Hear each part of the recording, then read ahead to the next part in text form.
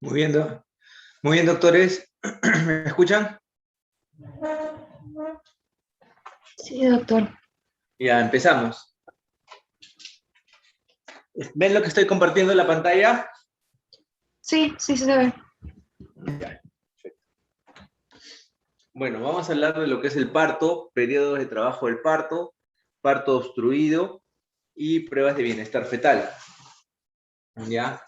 A ver, ¿qué es un parto? Un parto es un conjunto de fenómenos fisiológicos que tienen por objeto la salida de un feto viable del tracto genital materno.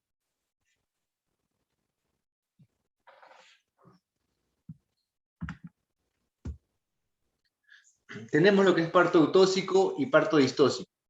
El parto eutóxico, también llamado parto normal, y el parto distóxico, llamado mal parto, parto normal, parto complicado, viene a ser lo que es la cesárea.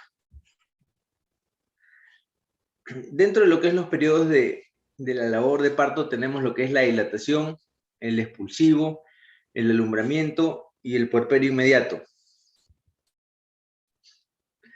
Hay que tener en cuenta acá y tener claro lo que es las definiciones. Debemos saber lo que es pródromos de trabajo de parto, inicio de trabajo de parto fase latente, fase activa, expulsivo, alumbramiento. Generalmente hay problemas cuando no tenemos claro la definición entre lo que es pródromos de trabajo de parto e inicio de trabajo de parto. Y pretendemos decir que la fase latente viene a ser desde 1 centímetro de dilatación hasta 3. Cuando antes de que empiece un trabajo de parto como tal tenemos lo que tener en cuenta lo que es pródromos de trabajo de parto e inicio de trabajo de parto. Pródromos de trabajo de parto e inicio de trabajo de parto pueden ser similar, ya que en ambos hay cambios en el cuello, en ambos hay pérdida de tapón mucosa. La diferencia radica principalmente en lo que es la incorporación o el acortamiento del cuello. Una incorporación o un acortamiento del cuello menor del 50% va con lo que es pródromos de trabajo de parto. Y una incorporación mayor del 50% hasta 1 centímetro de dilatación va con lo que es inicio de trabajo de parto. Y fase latente viene a ser 2-3 centímetros de dilatación. Para partir de 4 hasta 10, que es el expulsivo, venga a ser lo que es la fase activa, y viene ya el expulsivo y de ahí la expulsión de la placenta o alumbramiento. Para nosotros ver y manejar los tiempos de la evolución de un trabajo de parto, hay que tener en cuenta lo que es la velocidad de dilatación, la velocidad de descenso de la cabeza del feto y la duración del periodo de cuánto dura una dilatación, cuánto dura un expulsivo y cuánto dura un alumbramiento. Porque probablemente si nos salimos de los tiempos de esto, nos estemos encontrando ante un trabajo de parto disfuncional o un parto obstruido. Y no debemos forzar un trabajo de parto más de lo necesario porque ahí vienen las complicaciones. Dilatación es hasta 1.2 centímetros por hora una nulípara o una primigesta y una multípara 1,5 centímetros por hora. Estamos en cuanto a lo que es la velocidad de dilatación.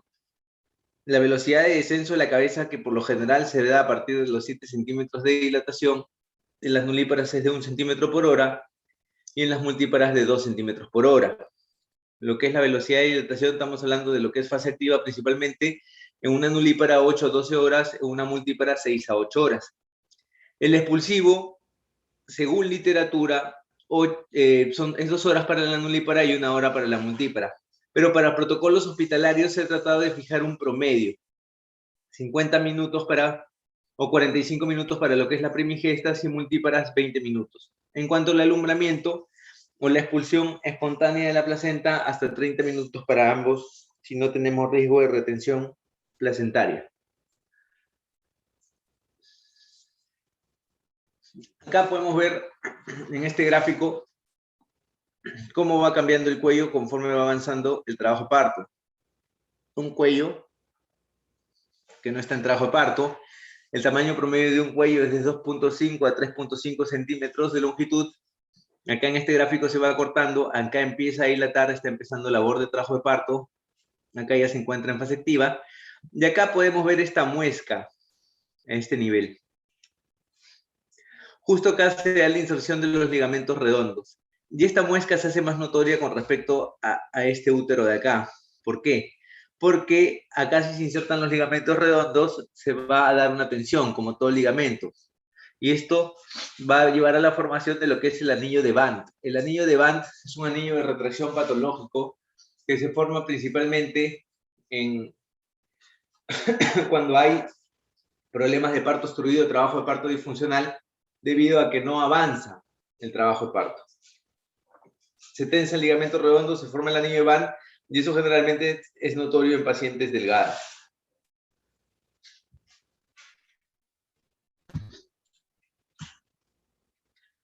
El segmento se va a formar entre la unión entre el cuerpo del útero y el cérvix. Este es el segmento. Lo que en una paciente que no está en trabajo de parto se llamaría istmo. Ese segmento se forma a partir de las 34 semanas y media, 35. Estamos. El segmento es la parte del útero que se va adelgazando conforme ya va llegando a ser un embarazo a término. Y el segmento es la zona donde en las cesáreas cortamos para poder extraer el feto. En una paciente que no está en trabajo de parto, tenemos las contracciones fisiológicas de Braxton Hicks que pueden llegar de 0 a 25 milímetros de mercurio como un promedio. Cuando ya están en trabajo de parto, las contracciones pueden presentar una intensidad de 10 milímetros de mercurio hasta 50 milímetros. Y ya lo que se encuentra en expulsivo puede llegar prácticamente de 60 milímetros de mercurio hasta 100. Por eso que las contracciones son más dolorosas en el expulsivo. Factores del trabajo de parto que hay que tener en cuenta.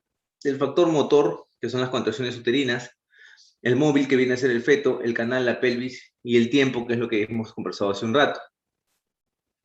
Cuando hablo de incorporación o cortamiento, miren la diferencia entre la longitud de este cuello con este, y acá ya deja de acortarse para empezar a dilatar. Con eso les estoy diciendo que por lo general en una primigesta primero el cuello se acorta y luego dilata. Pero en las multíparas el cuello se acorta y dilata simultáneamente.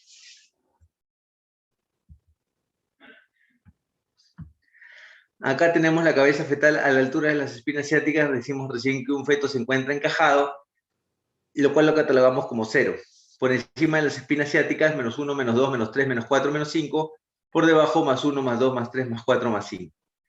El feto, una vez que ya llega al estrecho inferior de la pelvis, como cuando les dije la clase de anatomía, y les dije que el estrecho inferior era el único parámetro modificable, una vez que el bebé ya está en el expulsivo, ¿no es cierto?, y la cabeza está coronando, hay una retropulsión del coxis para ampliar el diámetro anteroposterior de la pelvis en el estrecho inferior, y el feto puede hacer el movimiento de arcada o de flexión, el cual es fisiológico solo a la salida del bebé del canal. O sea, en el estrecho inferior, cuando la cabeza corona, en el expulsivo, ahí es fisiológico que el bebé haga ese movimiento de deflexión para no impactar con el pubis y poder salir. Dentro de la progresión del trabajo de parto hay que tener en cuenta los siguientes parámetros: el grado de dilatación, la velocidad de dilatación, la altura de presentación y la velocidad de descenso. Friedman estudió en 1950 la progresión del trabajo de parto de 500 mujeres. Describió la utilidad de los 4 parámetros de progresión del trabajo de parto. Lo que más nosotros estudiamos es la curva de Friedman. Es una curva sigmoidea que describe la progresión del trabajo de parto y es la de un trabajo de parto ideal.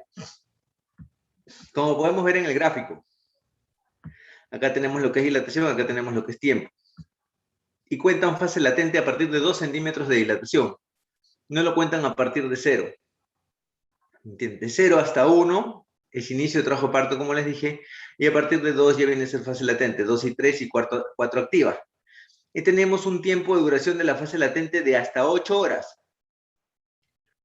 Y un tiempo de duración de la fase activa de hasta 6 horas. Y acá podemos ver en una nulípara o una primigesta, la línea azul es la de descenso de la cabeza del bebé, la línea roja la de la dilatación, y podemos ver que a partir de 4 centímetros de dilatación, esta se hace en pendiente, o se acorta el tiempo, y pasa a ser, ¿no es cierto?, 1 centímetro por hora. Y recién, siguiendo la curva azul, A partir de 7 centímetros de dilatación es cuando también se disminuye o se acorta el tiempo de desaceleración, de descenso de la cabeza del bebé. De descenso de la cabeza del bebé. Por eso que la cabeza del bebé desciende más rápidamente a partir de 7 centímetros de dilatación, ¿no es cierto? Y la dilatación acorta su tiempo de dilatación y se hace más frecuente, 1 centímetro por hora o 1.2 centímetros por hora, si queremos ser más exacto, a partir de 4 centímetros de dilatación. Con una multípara ocurre similar, pero es más acortado los tiempos, ¿no es cierto? También a partir de 4 centímetros de dilatación aumenta la dilatación y el descenso de la cabeza del bebé a partir de 7 centímetros. Sino que esto ocurre más pronto. Partograma. El partograma es importante porque es el documento que ustedes les va a permitir en su SERUM cuando están ante una paciente en trabajo de parto, fase activa. El partograma se inicia a partir de fase activa. Ver en base a tiempos, ¿no es cierto? Y en base a dilatación, y en base a todo lo que hemos conversado hasta ahora, en cuanto a lo que es cuánto debe dilatar por hora una multípara, cuánto debe dilatar por hora una primigesta, ver si un trabajo de parto se nos está saliendo de la curva de acción. Y eso nos va a llevar a que nos encontremos probablemente ante un trabajo de parto disfuncional, ¿no es cierto? Si estamos en nuestro SERUM, ante un puesto de salud o un centro de salud donde no contamos con una sala de operaciones, es ilógico que nosotros vamos a pensar en que debemos colocar oxitocina para que avance y salga el feto, porque no sabemos si la causa de la disfunción sea tan solo falta de motor, como también podemos encontrarnos ante una distocia de presentación. Entonces, poner oxitocina nos va a llevar a introducir al bebé en un sufrimiento fetal por trauma obstétrico, porque estamos provocando contracciones en un momento inadecuado. Pero el partograma es el documento que nos va a avalar a nosotros para decir por qué motivo estamos transfiriendo, repitiendo un paciente durante el trabajo de parto. Porque simplemente se nos salió de la curva de acción y se está yendo a un trabajo de parto disfuncional independientemente de la causa de este. Y si no contamos con una sala de operaciones al lado, es mejor transferirla. El partograma tiene por definición que es el registro gráfico de la evolución del trabajo de parto teniendo en cuenta la dilatación cervical y el descenso de la presentación del bebé, del feto en función del tiempo. El partograma, según la OMS, trae impreso la línea de alerta y la línea de acción. La línea de alerta comienza con 4 centímetros de dilatación hasta 10 centímetros de dilatación, obvio, completa, y a una velocidad de 1 centímetro por hora. La línea de acción está graficada paralelamente 4 horas a la derecha de la línea de alerta. Vamos a verlo esto acá. Entre la línea de acción y la línea de alerta hay 4 horas. Supongamos que yo tengo un paciente con 5 centímetros de dilatación. Entonces yo tengo que registrarlo acá. 5 centímetros de dilatación. A las 2 horas se encuentra en 5. Sigue acá. Acá está. A las 2 horas más está en 6. Acá. 2 horas más sigue en 6. Ya me voy acá. Digo, 1 hora más sube 7. 2 horas más sigue en 7. Ya me salí de la curva de acción. Ven, es una evolución tórpida del trabajo de parto lo que yo les estoy graficando. Entonces, si yo veo que se está yendo ahí, que se está disfuncionando, claro, probablemente la secuencia que yo les he dicho, doctor, en 2 horas se mantiene en 5, en 2 horas sube a 6, pasan 2 horas más, sigue en 6, pasa 1 hora más, sube a 7. Es una evolución tórpida y probablemente por alteración del motor, o sea, porque le falta un poquito de oxitocina, porque le falta un poco más de fuerza a ese útero. Probablemente no esté relacionado a ningún otro tipo de distosia, solo de distosia por falta de motor de las contracciones uterinas. ¿Ya? Y mi curva de acción, al salirse, mi partograma al salirse de la curva de acción me va a decir, oye, si está disfuncionando, probablemente por tantos motivos que puedan haber como causa de trabajo de parto disfuncional o parto obstruido. La tendría que transferir si yo no cuento con una sala de operaciones cercana para poder asumir el riesgo de colocar oxitocina a ese paciente. Se dice que la cabeza está encajada cuando ésta se encuentra a nivel de las espinas ciáticas, es decir, dilatación cero. A ver, es verdad que la literatura dice que para nosotros hablar que un bebé está encajado tiene que estar en las espinas ciáticas cero. Doctor, ¿y en qué momento vemos nosotros si las espinas ciáticas se encuentran encajadas? Si el bebé se encuentra encajado, si están las estructuras de las espinas ciáticas. Eso lo vemos en trabajo de parto, fase activa. Quiere decir que si nosotros vamos a ver si un bebé se encuentra en DSP o ICP, lo vemos cuando está en fase activa, cuando llega a 4 centímetros de dilatación. Ahí recién evaluamos si la cabeza está encajada o no. Ahora, un bebé puede estar a las alturas de las espinas ciáticas sin trabajo de parto, teniendo 39 y 40 semanas, y podemos decir que ya está encajado. Es lógico. Pero también, eso es lo que dice la literatura. Ahora, yo por experiencia les digo que un bebé que tiene 40 semanas, 41 semanas, 39, 4 días semanas, y la presentación se encuentra a -4, -5, por más que la literatura te diga que con 4 centímetros de dilatación recién ahí vas a evaluar si ese bebé está encajado o no, es un bebé que no está entrando bien a la pelvis. O sea, un bebé que se encuentra con -4, -5, -3, con 40 semanas y todavía no inicia el trabajo de parto, probablemente vas a tener problemas en el trabajo de parto cuando empiece a dilatar.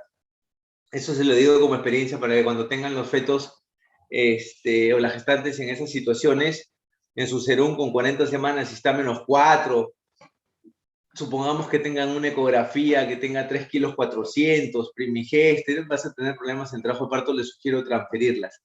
Bajo el diagnóstico de descartar DCP en trabajo de parto fase activa, porque muchas veces esos bebés se encuentran deflexionados y ese es el motivo por el cual no bajan a través del canal del parto y van a acabar en una cesárea. Y ya se estarían pasando los 9 meses y tendrían el riesgo de una insuficiencia placentaria. Muy bien.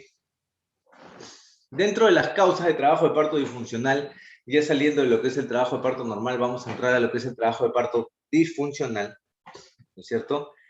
Tenemos lo que es alteraciones en la potencia, que es lo que les dije, las alteraciones en lo que es la falta de oxitocina, ¿no es cierto?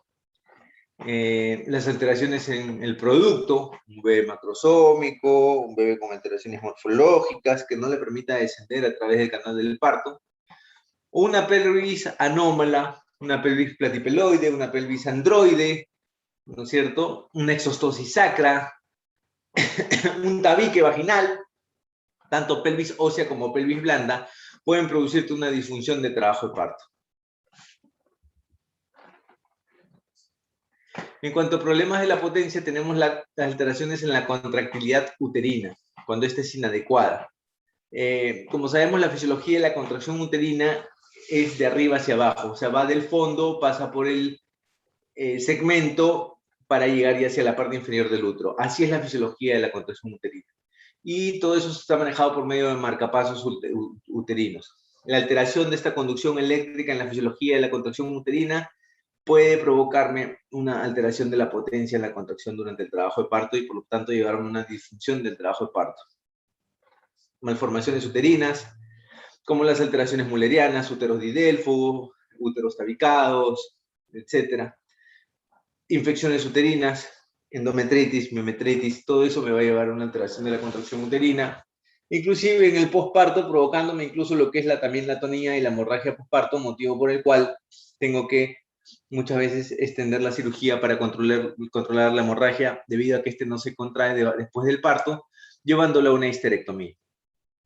La falta de fuerza para pujar, ¿no es cierto? Esa es en la segunda etapa, ya en el expulsivo, ¿no? El agotamiento materno, la discapacidad materna, bloqueo epidural sensorial. A veces decimos, no, parto sin dolor y colocamos la anestesia regional epidural. Y muchas veces lo colocamos con 4 centímetros, con 5. Y muchas veces el exceso de eso nos lleva a bloquear las contracciones uterinas. Por ese motivo, lo que se recomienda es que cuando vamos a utilizar anestesia en un trabajo de parto o anestesia regional, ¿no es cierto?, la epidural, sea tan solo, como decimos, un cachito de anestesia y no mucho, de tal manera que no nos suprima las contracciones uterinas. Porque si no, al final, producto de la misma anestesia, acabamos disociando el trabajo de parto. Dentro de las distocias dinámicas, tenemos lo que es la hiperdinamia, la hipodinamia y las alteraciones en la triple gradiente, que es prácticamente una incoordinación entre la hiperdinamia y la hipodinamia. La de triple gradiente no es más frecuente, las más frecuentes son la hiperdinamia y hipodinamia. Dentro de lo que es hiperdinamia, vamos a definir cada una para que tengan los conceptos claros. Tenemos lo que es hipertonía, hipersistolia y taquisistolia. Y dentro de lo que es hipodinamia tenemos lo que es hipotonía, hiposistolia y bradisistolia. Todo esto tienen que tener en cuenta porque estas son alteraciones del trabajo de parto disfuncional y que nos pueden llevar a la muerte fetal o muerte materna si no logramos captarlas a tiempo. Estamos. Dentro del periodo de dilatación nosotros tenemos una intensidad de 30 a 50 milímetros de mercurio en un trabajo de parto, en fase activa, lo normal. En un periodo expulsivo lo normal es hasta 50 milímetros de mercurio. ¿Cuál sería la alteración? Que la presión en milímetros de mercurio esté debajo de 30 sería hiposistolia. Que la presión en milímetros de mercurio esté más de 50 sería hipersistolia. Hipersistolia. La frecuencia, 3 en 10 minutos es lo normal en un trabajo de parto, en un periodo de dilatación, y en el expulsivo 5 a 10 minutos. Menos de 3 contracciones en 10 minutos es bradisistolia. Más de 5 contracciones en 10 minutos es taquisistolia. ¿Estamos? Duración. La duración normal de las contracciones uterinas en un trabajo de parto es de 40 a 60 segundos y en un expulsivo es de 1 minuto a minuto y medio, de 60 a 90 segundos. ¿No es cierto? La duración de la contracción menor a 40 segundos se llama hipocronía. Hipocronía. Y la duración viene mayor de 60 a 90 segundos, se llama hipercronía. Hipercronía. El tono, tanto el tono en el periodo del trabajo de parto como en lo que es el expulsivo, lo normal es de 8 a 12 milímetros de mercurio. De 8 a 12 milímetros de mercurio. Ese es el tono basal. ¿Ya? Ese es el tono basal de lo que es las contracciones uterinas, 8 a 12 milímetros de mercurio. Entonces nosotros hablamos de una hipotonía menos de 8 milímetros de mercurio y de una hipertonía más de 12 milímetros de mercurio. ¿Ok? Entonces hay que tener en cuenta eso, porque eso es el basal, o sea, cuando ya pasó el trabajo de parto, si yo encuentro, pasó el expulsivo, salió el bebé y encuentro un útero hipotónico, es menos de 8 milímetros de mercurio. Y cuando hablamos de atónico es que está en cero, que no está nada de contracción, que no responde a nada. Entonces yo tengo que controlar esa hemorragia postparto. ¿Estamos? Lo normal en un alumbramiento, después del expulsivo, es que esté más de 12 milímetros de mercurio, que esté hipertónico, para que no haya hemorragia. Si yo tengo un paciente con una hiperdinamia y tengo con una taquisistolia, en un trabajo de parto, en un periodo de dilatación, por ejemplo, de 8 contracciones, 7 contracciones en 10 minutos, ¿ante qué estoy probablemente? Estoy ante probablemente el riesgo de un DPP por taquisistolia, que es una de las causas de hiperdinamia. Tengo que tener cuidado porque ese bebé se va a DPPar, va a tener riesgo de hemorragia en la segunda mitad del embarazo y puede acabar en una muerte fetal intraútero. Estamos. Si mi periodo de dilatación está en 70, 80 milímetros, estoy ante una hipersistolia. La hipersistolia también me puede provocar un DPP. Por eso es importante tener claro los conceptos de hipohipersistolia, braditaquisistolia, hipohipercronía y bueno, hipohipertonía. Mala actitud de la presentación es otra causa de lo que es la distocia del trabajo de parto. Tenemos lo que es la variedad occipito posterior, generalmente la variedad occipito izquierda, derecha, posterior, debido a que tiene que rotar el bebé, pasar por transverso para después hacerse anterior y pueda salir, se puede quedar en toda la rotación y se puede distociar. Tenemos la detención transversa profunda y lo que es las deflexiones como causas de distocia de trabajo de parto por presentación del feto. Entonces, dentro de lo que es las distocias del trabajo de parto por presentación del feto, tenemos las presentaciones deflexionadas. Tenemos 3 tipos de deflexión. A ver. deflexión de primer grado, deflexión de segundo grado y deflexión de tercer grado. La deflexión de primer grado es la deflexión de Bregma. La deflexión de segundo grado es la de frente y la de tercer grado es la de cara. De estas tres deflexiones, ¿cuál es indicación de cesárea y cuál no? La deflexión de Bregma, ya que es la de primer grado, a ver, normalmente un bebé cuando está bajando por el canal del parto, lo normal es que ofrezca el occipucio del canal del parto. Eso es lo normal, que ofrezca el occipucio. O sea, que ofrezca esta zona de acá, el occipucio. El bebé baja así. Pero si el bebé en el canal del parto me muestra las dos fontanelas, la bregmática y la occipital, es una deflexión de primer grado. Si me muestra solo la frente, la bregmática, es una deflexión de segundo grado. Y si me muestra la cara, es una deflexión de tercer grado. De las tres, la única que es indicación de cesárea es la de segundo grado, la frente, la bregmática, porque no va a poder hacer ese movimiento de arcada y deflexión que les demostré en la diapositiva anterior. Va a impactar contra el pubis y no va a poder salir. Entonces, la deflexión de segundo grado de frente es la que ustedes deben de captar en un trabajo de parto fase activa como para transferir el paciente. Ojo, si no lo hacen se van a encontrar con un parto obstruido en el expulsivo y van a tener más riesgo de muerte fetal. Por eso es importante dominar el tacto vaginal, palpar las fontanelas y determinar en qué grado de flexión se encuentra si es que viene deflexionado.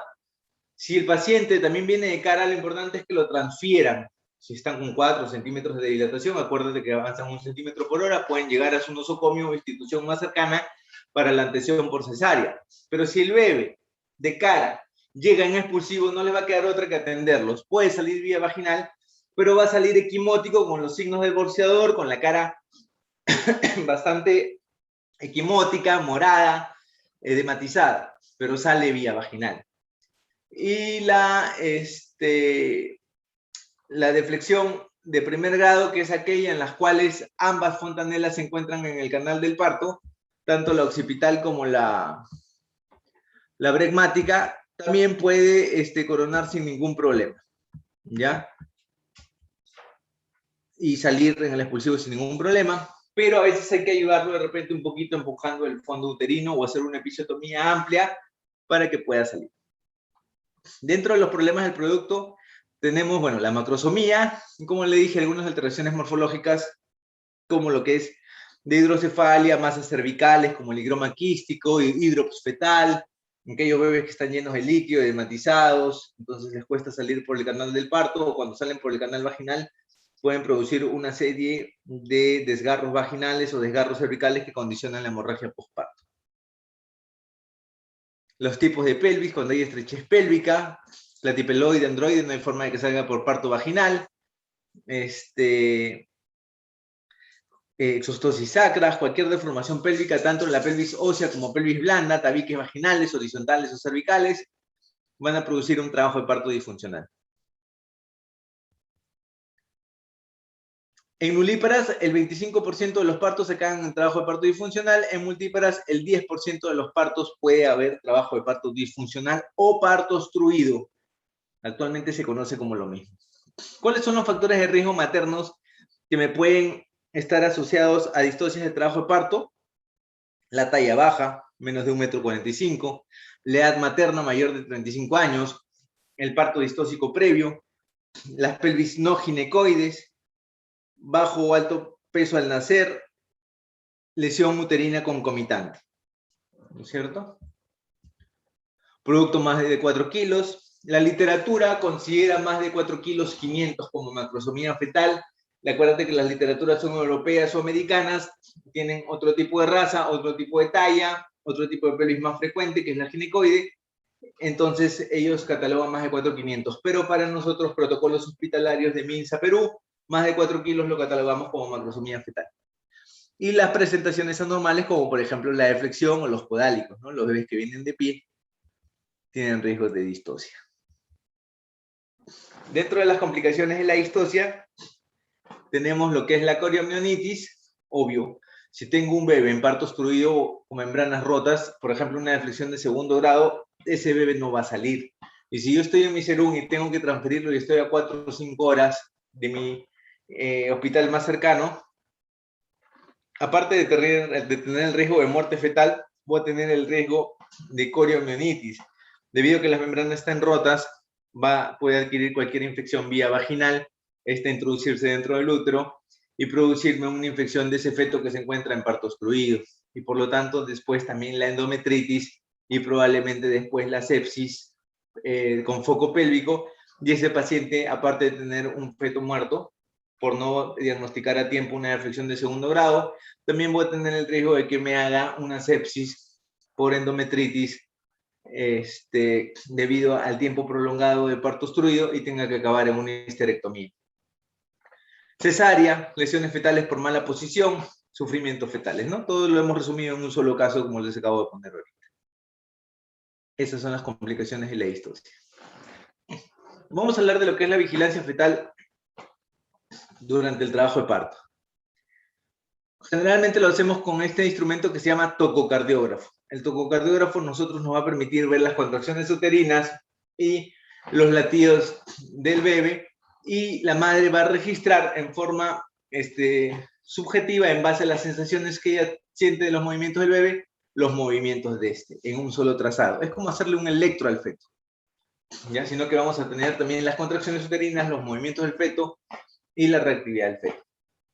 La pregunta importante es, hay que tener en cuenta claro los conceptos. ¿A partir de cuándo nosotros podemos ver un perfil biofísico fetal? De la cual dentro del perfil biofísico fetal, ojo, todo lo que va a estar en estas diapositivas se los voy a decir ahorita, para poder ir leyéndolas una por una, ¿ya? El perfil biofísico fetal me ve a mí el parámetro ecográfico y el parámetro del tococardiógrafo. El puntaje de un perfil biofísico fetal es 10 sobre 10. Es 10 sobre 10.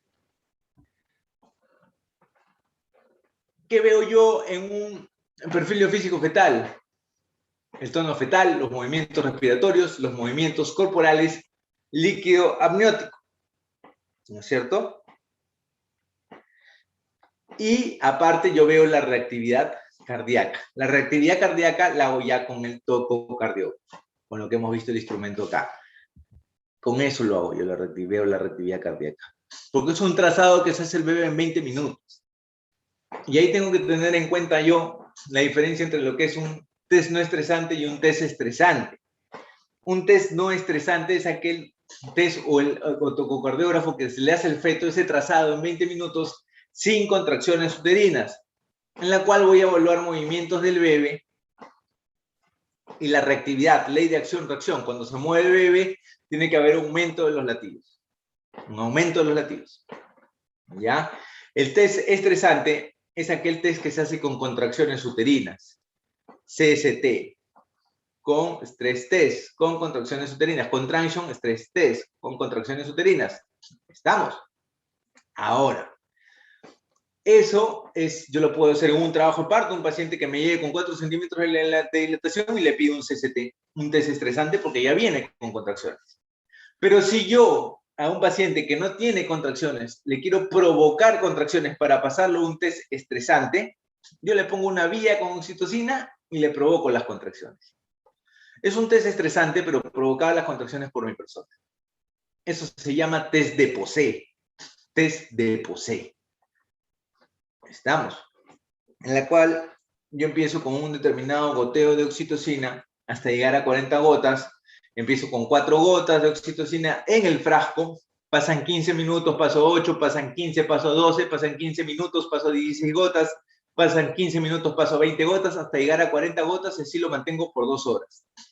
Este test de Posey lo hago yo para determinar si ese paciente va a tolerar el trabajo de parto o si pueden haber caído en los latidos durante el trabajo de parto. Y ese test de Posey pasa a ser un test de Posey inducción. Inducción, cuando en esas 2 horas que yo la tengo a 40 gotas, porque el tope máximo es 40 gotas de oxitocina, y me agarro una dinámica de 3 en 10, empieza a dilatar. Yo no lo voy a suspender, tengo que terminar el trabajo de parto hasta que me complete y salga el bebé. Pero si en esas 2 horas no hay cambios en el cuello, Lo único que estoy viendo es que ese paciente, a pesar de provocarle las contracciones, los latidos no han caído y lo suspendo. Listo. Test de POSE adecuado, no hubieron caída de latidos, lo suspendo y espero que el paciente inicie trabajo de parto en forma espontánea.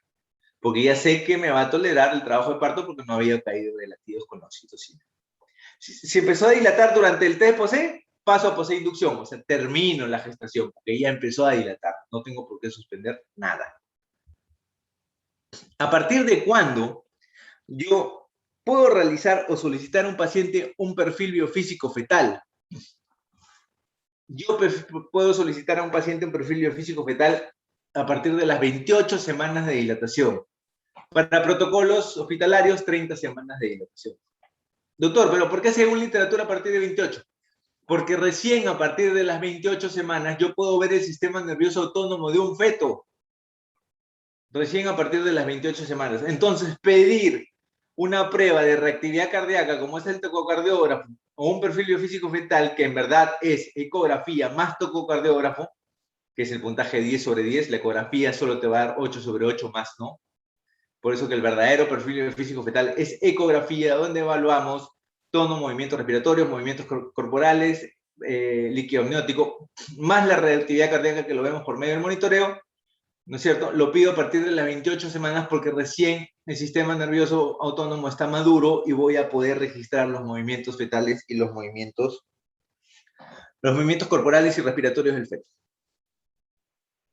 Un monitoreo intraparto, yo puedo pedir un monitoreo intraparto, o sea, un CCT, como les dije ya, con contracciones, porque intraparto es con contracciones, ¿no es cierto?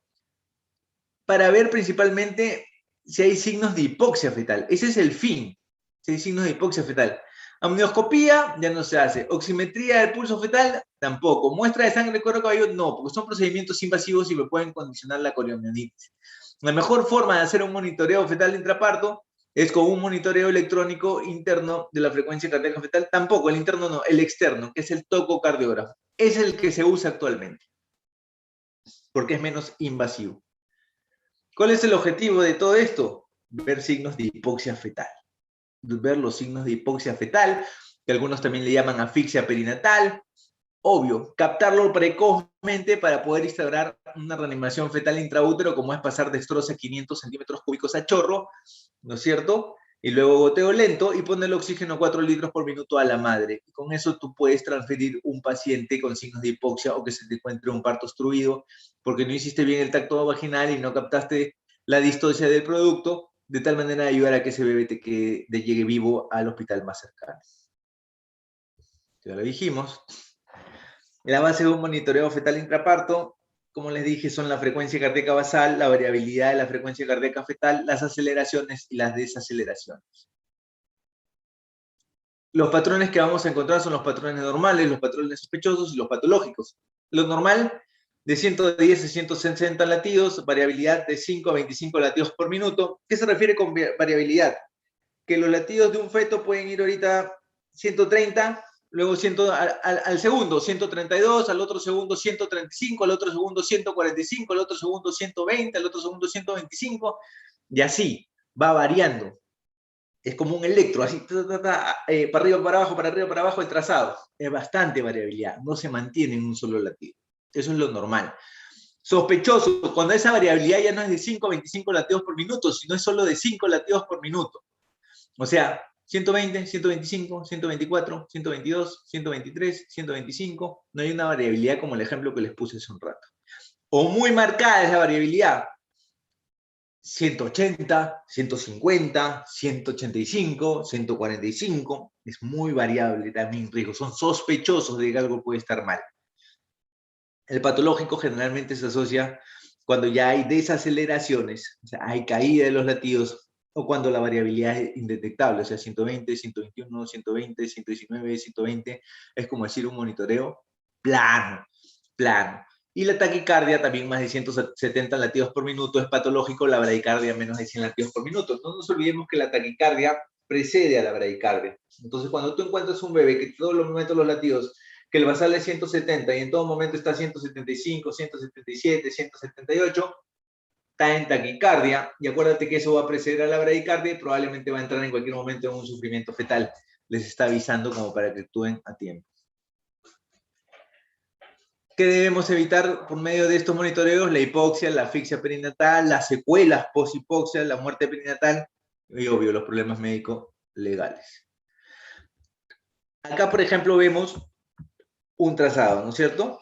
La punta de la contracción con la caída de los latidos. Cuando la punta de la contracción coincide con la caída de los latidos, la punta con punta, acá no está tan exacto, debería estar un poquito acá, es DIP 1, fisiológico. Generalmente tiene circular de cordón en el cuello y por eso caen los latidos con cada contracción. Es fisiológico, no hay por qué asustarse. Pero si es como acá, que la punta de la contracción, que es lo de abajo, las contracciones, no coincida con la punta de la desaceleración de los caídas de los latidos, que es un poco después, eso es por insuficiencia placentaria, asociado generalmente a preeclampsia, asociado generalmente a hipoxia fetal crónica, riesgo de muerte perinatal. Estos tienen que poner dextrosa 500, oxígeno y referir.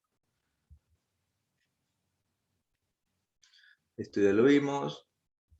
Y acá lo más importante. En el caso de los fetos prematuros, son los más susceptibles a hipoxia intraparto, ¿no? Son los que más generalmente presentan patrones no tranquilizadores y generalmente los fetos prematuros son los que uno les sugiere a ustedes monitorización intraparto. Por eso que a estos fetos yo les sugiero prematuros o con riesgo de trabajo de parto prematuro, por ejemplo, gestante que puede presentar infecciones urinarias tienen riesgo de trabajo de parto prematuro, que en algún momento hicieron irritabilidad uterina, transfiéranla porque tienen en su serum, porque tienen el riesgo de que les haga trabajo de parto prematuro, y un bebé prematuro tiene mucho riesgo de hipoxia. Se asocia mucho a lo que es desaceleraciones, bradicardia, taquicardia o variabilidad ausente en el trabajo de parto. Son muy lábiles, son muy inestables, son más frágiles, son más susceptibles de hipoxia. Y son fetos que deben ser monitorizados en el trabajo de parto. Por eso no se metan en su serum a atender mucho trabajo de partos prematuros. Bueno, trabajo de partos prematuros, si están lejos de su hospital más cercano, no les queda otra que atenderlos. Pero tienen que captar ustedes el factor de riesgo. Pacientes con riesgo de trabajo de parto prematuro, pacientes que han tenido infecciones urinarias a repetición o infecciones vaginales antes de las 16 semanas, si no las trataron correctamente, tienen riesgo de trabajo de parto prematuro. Tienen que tener cuidado. Y si lo están atendiendo, tienen que monitorizarle los latidos constantemente. No es como un feto término que le puedo escuchar los latidos cada 2 horas. Muy bien, alumnos.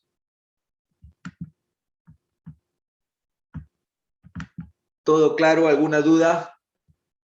¿Preguntas?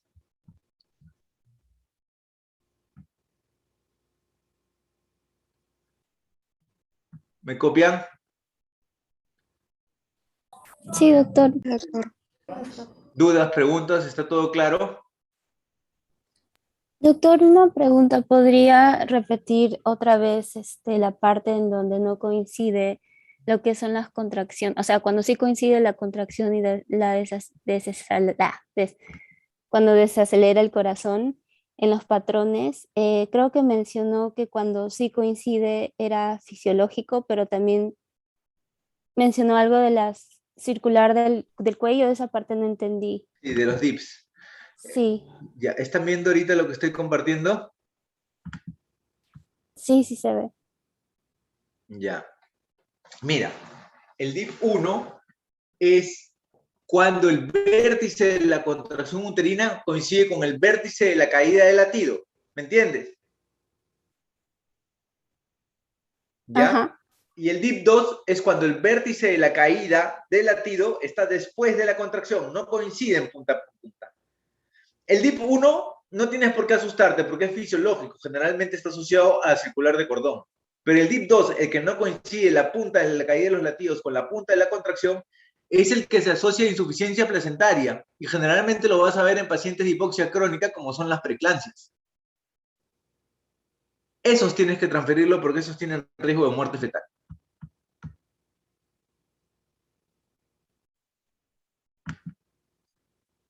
¿Me entendiste? Sí, doctor. Gracias. Perfecto. ¿Alguna otra pregunta? Doctor, disculpe, ¿podría volver a repetir sobre el test de Posey? No entendí la parte cuando dijo que va a tolerar o no va a tolerar los latidos. Ya, les explico. Yo tengo test estresante y test no estresante. El test estresante es aquel que es con contracciones uterinas. Estamos. Fisiológicas, porque el paciente viene en trabajo de parto, o porque yo le pongo un frasco con oxitocina y le provoco las contracciones. Hasta ahí estamos. Y el test no estresante es aquel que no tiene contracciones, que solo le voy a hacer un monitoreo o un trazado. Test de Posey es cuando yo le voy a provocar las contracciones al feto, a la paciente. Le pongo un frasco con oxitocina, solo que yo le pongo primero 4 gotas. O sea, le pongo en el frasco la oxitocina y le paso 4 gotas. Pasan 15 minutos, le subo 8 gotas. Pasan 15 minutos más, le subo 12 gotas. Así, hasta llegar a 40 como tope. Más de 40 no puedo irme. Si con 40 me agarra un patrón de goteo, ahí lo dejo. Me puede agarrar el patrón de 3 contracciones en 10 minutos de repente con 32 gotas, acuérdense, 4, 8, 16, 20, voy aumentando de 4 en 4. Llego a 32 gotas, 32, 36, 40. Con 32 gotas me agarra 3 en 10, 3 contracciones en 10 minutos, lo dejo ahí, lo dejo en 32 gotas. Pero por 2 horas y veo si hay caída de latidos o no. No caen los latidos, no hay ningún problema. Llego a 40 gotas, ¿no es cierto? O me quedo en 32 porque me agarró buena dinámica, hago mi tacto vaginal después de las 2 horas y digo, no hay cambios en el cuello. Lo suspendo. Suspendo mi test de Posey. Pero no hubieron caída de los latidos. Entonces digo, esta paciente me va a tolerar un trabajo de parto, ya está impregnada con oxitocina porque yo se le he puesto, voy a esperar que inicie en forma fisiológica. Hasta ahí estamos. Pero si el paciente me hace caída de latidos, le pongo su destroza, su oxígeno y la transfiero, porque no me va a tolerar el trabajo de parto. Doctor, ¿y si cuando le hizo el tacto terminando ese test de Posey, hubo cambios en el cuello, se encuentra con 2 centímetros de dilatación, ya no lo suspendo? Continúo hasta que salga ese bebé, porque ya hice que dilatara. Se llama Posey inducción. ¿Me entendieron? Sí, doctor, gracias. Muy bien. ¿Alguna otra duda? Doctor, buenos días. Sí. Sí, en el test de Posey, nosotros tenemos que aplicar a la paciente antes de realizar lo que pueda haber la probabilidad de que se inicie el trabajo de parto. Claro, claro. Tienen que explicarle eso, porque el fin es que tú veas, a ver, ¿cuándo haces un test de Posey? O sea, la indicación del Posey es, tengo que indicarlo. Supongamos, paciente con 41 semanas, que en el tacto la presentación no esté alta, que esté en 0, encajado, ¿no es cierto? Y que yo diga que tenga buena pelvis, que el bebé tiene un peso de 3 kilos. Listo, le hago un test de Posey para ver si me va a tolerar el trabajo de parto. Porque tiene 41 semanas. ¿Cuál es el riesgo que tenga más de 9 meses? Que de repente sea una placenta vieja con calcificaciones, una insuficiencia placentaria. Entonces, si en el test de Posey me caen los latidos, ¡pap! Suspendo el Posey, le pongo destroza, oxígeno y la transfiero. Porque ya sé que ese placenta está vieja con calcificaciones, está insuficiente y no me va a tolerar el trabajo de parto.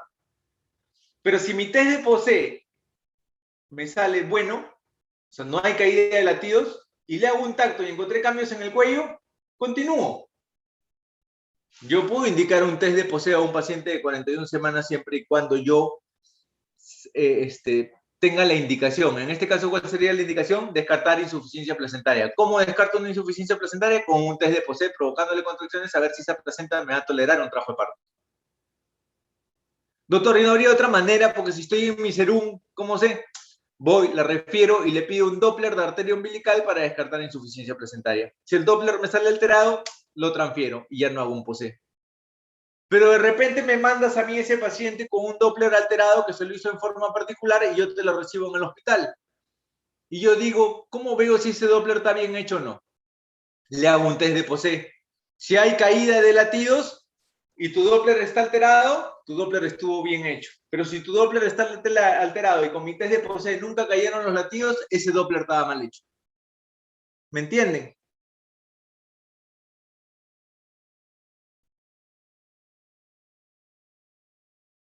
¿Me entendieron? Sí, doctor. ¿Listo?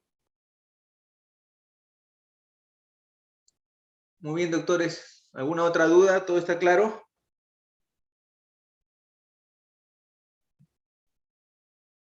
¿Todo bien?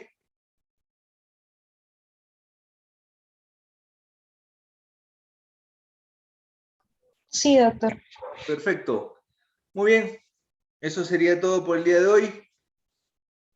Cuídense. Estamos conversando. Gracias. Gracias, doctor. Gracias, doctor. Gracias, doctor. Gracias, doctor. Buenos días. Gracias, doctor. Gracias, doctor.